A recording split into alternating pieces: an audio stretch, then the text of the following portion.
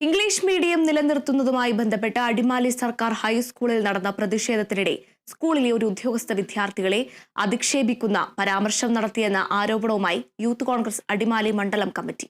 വിദ്യാർത്ഥികൾക്ക് സ്റ്റാൻഡേർഡ് ഇല്ല എന്ന അധിക്ഷേപ പരാമർശം ഇവർ മാധ്യമങ്ങൾക്ക് മുൻപിൽ നടത്തിയെന്നാണ് യൂത്ത് കോൺഗ്രസിന്റെ ആരോപണം.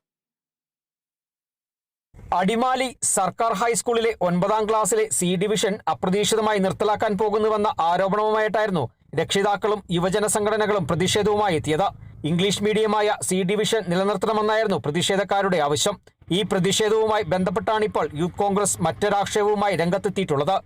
രാവിലെ നടന്ന പ്രതിഷേധത്തിനിടെ സ്കൂളിലെ ഒരു ഉദ്യോഗസ്ഥ വിദ്യാർത്ഥികളെ അധിക്ഷേപിക്കുന്ന തരത്തിലുള്ള പരാമർശം നടത്തിയെന്നാണ് യൂത്ത് കോൺഗ്രസ് മണ്ഡലം കമ്മിറ്റിയുടെ ആക്ഷേപം. വിദ്യാർത്ഥികൾക്ക് സ്റ്റാൻഡേർഡ് ഇല്ലെന്ന അധിക്ഷേപ പരാമർശം ഉദ്യോഗസ്ഥ മാധ്യമങ്ങൾക്ക് മുൻപിൽ നടത്തിയെന്നും അധിക്ഷേപ പരാമർശം നടത്തിയ ഉദ്യോഗസ്ഥർക്കെതിരെ നടപടി വേണമെന്നും യൂത്ത് കോൺഗ്രസ് ആവശ്യപ്പെടുന്നു. അല്ലാത്തപക്ഷം തുടർ സമരങ്ങൾക്ക് രൂപം നൽകുമെന്നും യൂത്ത് കോൺഗ്രസ് നേതൃത്വം അടിമാലിയിൽ വാർത്താസമ്മേളനത്തിൽ പറഞ്ഞു.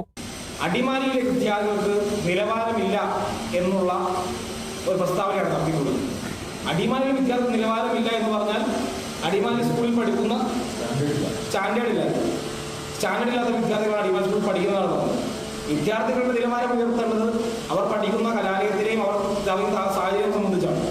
പഠിപ്പിക്കേണ്ട അധ്യാപകരാണ് അവർക്ക് സ്റ്റാൻഡ് ഉണ്ടാക്കി കൊടുക്കുന്നത്. അതുകൊണ്ട് ഈ ഉദ്യോഗസ്ഥക്കെതിരെ ഉദ്യോഗസ്ഥ തലത്തിൽ നടപടിയെടുക്കുന്നത് വരെ ശക്തമായ സമരവുമായി മുന്നോട്ട് പോകാൻ വേണ്ടി തന്നെയാണ് കോൺഗ്രസിന്റെ തീരുമാനം.